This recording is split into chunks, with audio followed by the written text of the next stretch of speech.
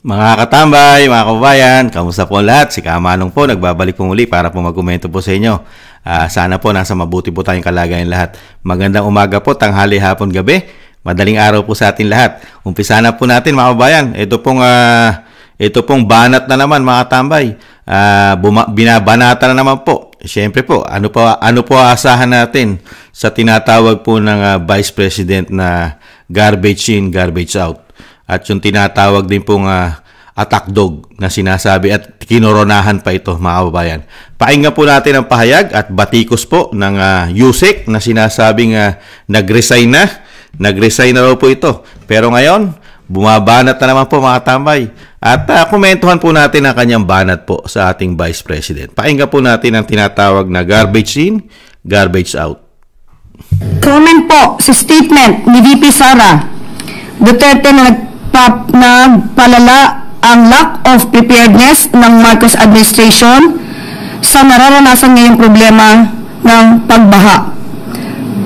Una-una po ay hindi naman po talaga malalaman marahil ni Vice Presidente kung ano po ang pag-prepare ng administrasyon patungkol po dito sa Bagyong Krising dahil wala po siya sa bansa at nagbabakasyon siya sa The Hague. At dahil mga pagpupulong na ito na kasama po bago po umalis ang Pangulong Marcos papuntang US, hindi po rin niya ito malamang nakita at nabalitaan. At muli, wala po ang kanyang presensya sa Pilipinas para husgahan kung ano man ang naging trabaho ng Pangulo at ng administrasyon at ng mga concerned agencies patungkol po dito sa Bagyong Krising. Unang-una po, naiulat na po natin kahapon ang mga ginawa at naging accomplishments po ng ibang mga concerned agencies katulad po ng DSWD, DOTR, at pati po yung Philippine Coast Guard ay nagbigay na rin po ng libreng sakay. Maliban po sa DOTR na nagbigay din po ng libreng sakay sa MRT, LRT, at yun po ay direktiba ng Pangulong Marcos Jr. At kasama din po dyan yung paghahanda mismo po para po sa food packs na ibibigay natin sa ating mga kababayan na naapektuhan ng Bagyong Krising. So, muli, hindi po maiiwasan ni Vice Presidente na mamintas dahil wala po siya sa Pilipinas at hindi po niya nakikita kung ano ang ginagawa ng gobyerno para sa taong bayan. Totoo po ba yung sinasabi ng Vice President na garbage in, garbage out, walang presensya at hindi po alam ng Vice President kung ano po nangyayari sa Pilipinas? Mga bayan, totoo po ba yun? Ganun po ba? Ganun po ba magtrabaho ang Vice President, mga tambay? Ganun po ba sila?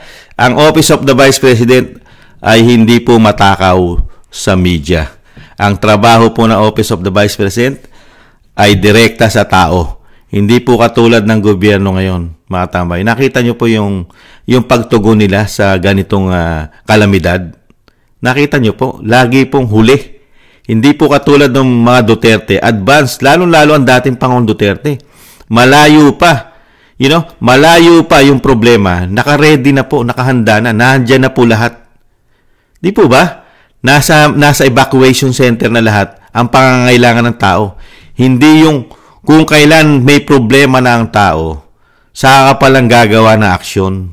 May problema na. Hindi po ba? Nakita po natin systematic po yung panahon ni dating Pangulong Duterte, lalo po sa pagtugon.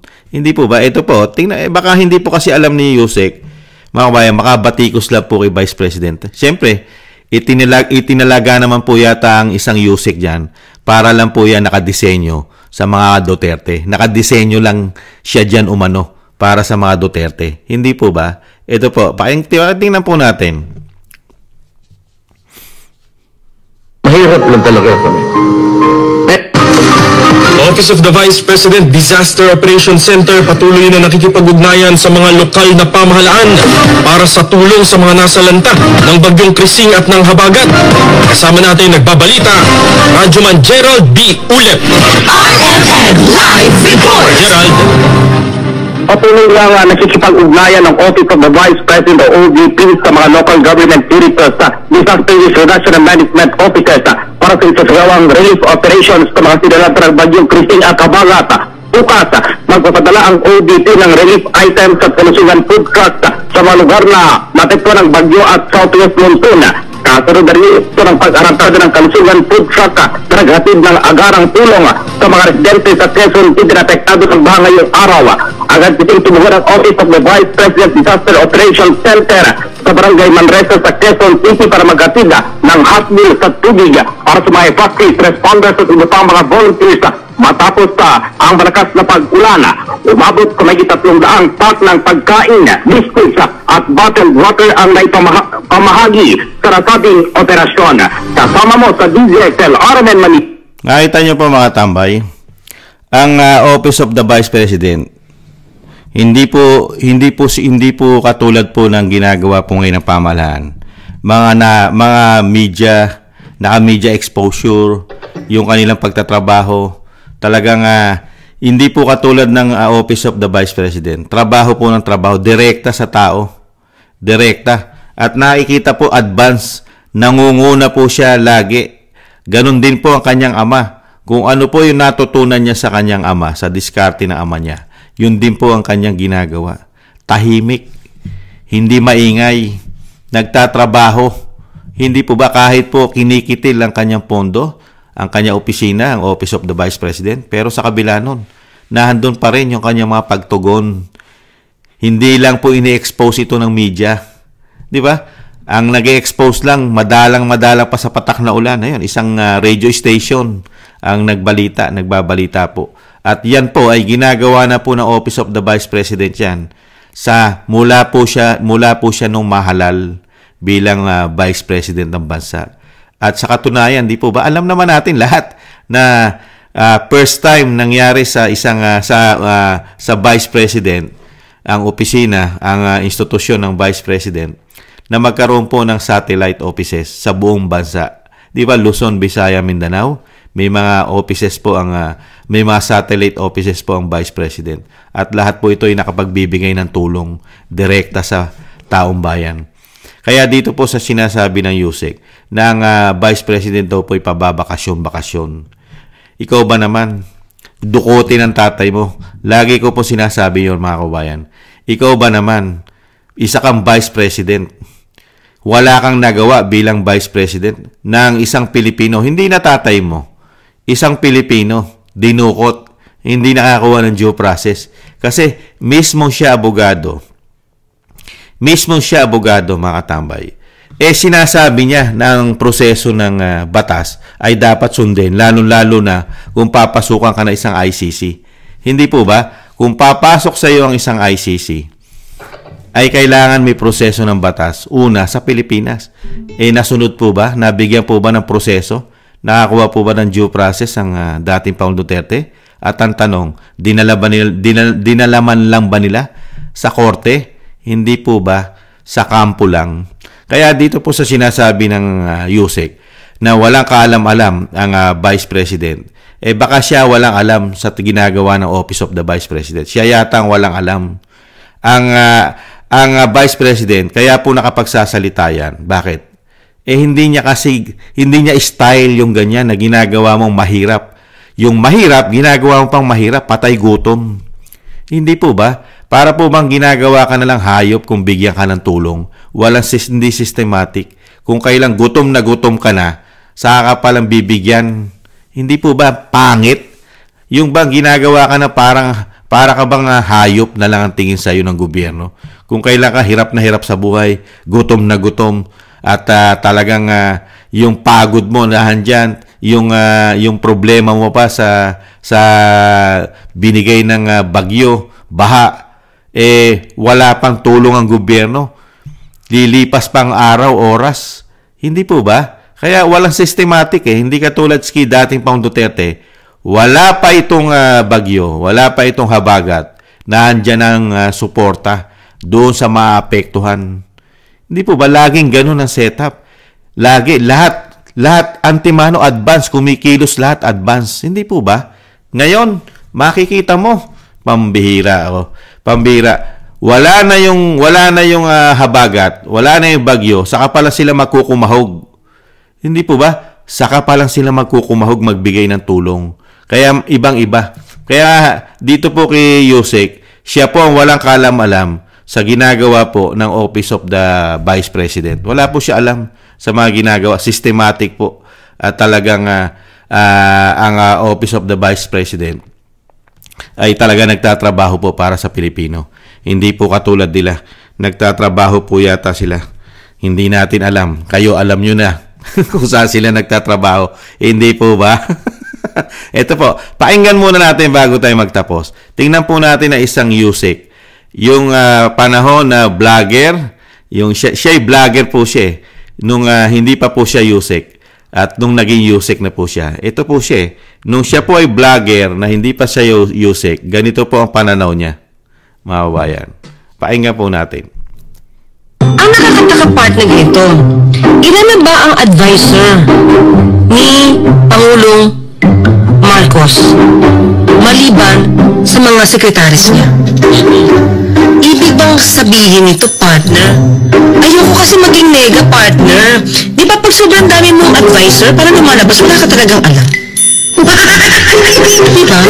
Ang dami mong advisor, tapos may secretary ka pa, tapos may UC ka pa, may ASC ka pa, and everything. So it's so sad na nangyayari ito sa panahon ni PBBM. So I hope, di ba, sana ito, makita basta? Urgent nga. Urgent. Urgent.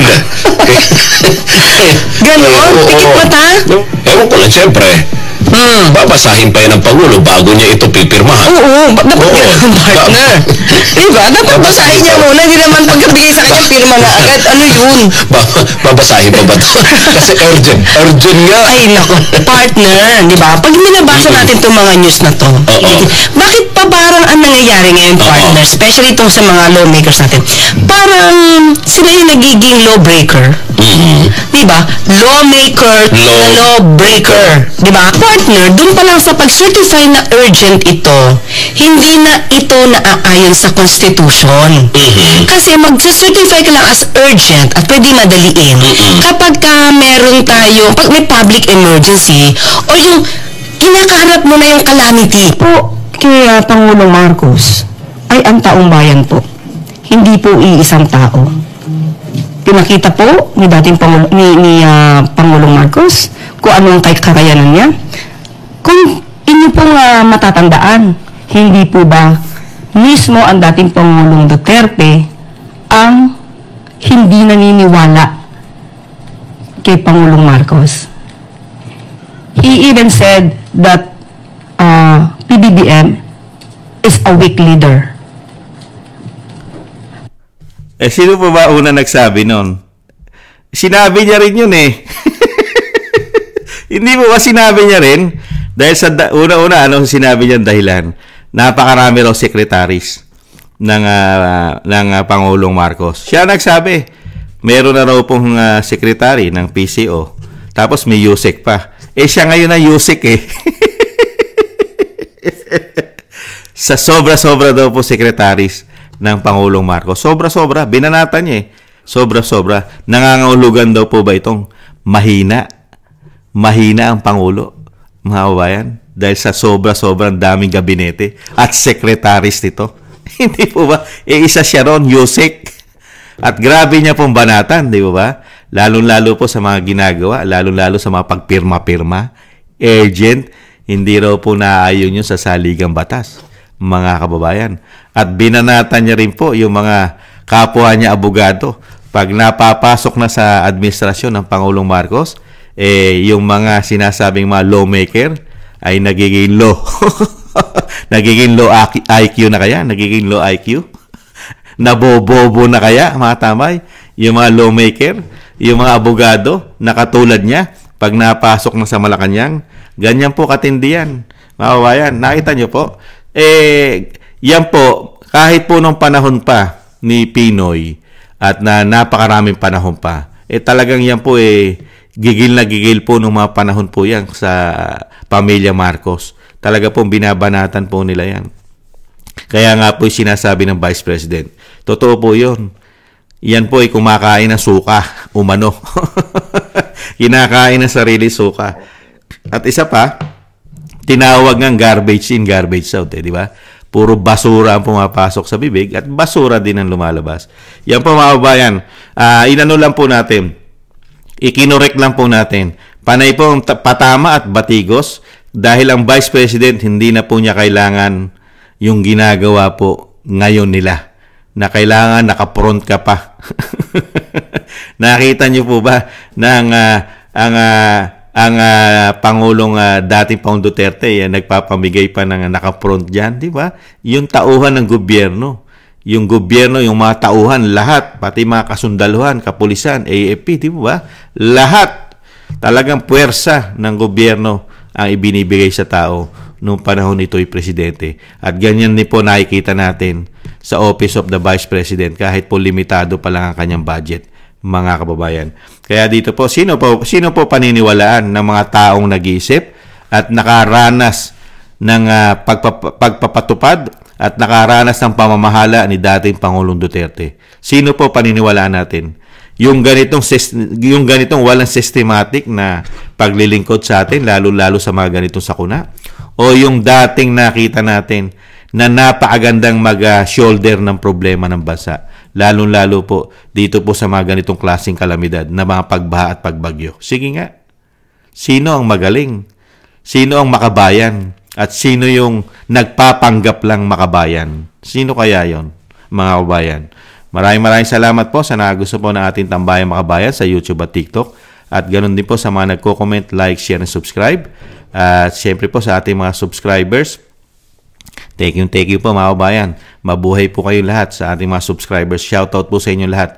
Maraming salamat po. At siyempre po sa mga nagko-comment, like, share, and subscribe. Maraming salamat po mga kababayan. At siyempre po sa lahat po nagbibigay ng tulong at biyaya sa inyong lingkod, maraming salamat po. Shoutout po sa inyong lahat. At syempre po, bago po tayo magtapos, yung panalangin at dasal po, pagsama-samahin po natin na maingatan po ang pamilya Duterte, ang Vice President, ang dating Pangulong Duterte, na madugtungan po ang kanyang kalakasan, buhay at pag-iingat po at mailayo po sa kapahamakan at makabalik na po sa lalong mabilis sa ating bansa. Maraming salamat po. Sa muli po mga kabayan, ingat-ingat po tayo. Paalam. Bye-bye.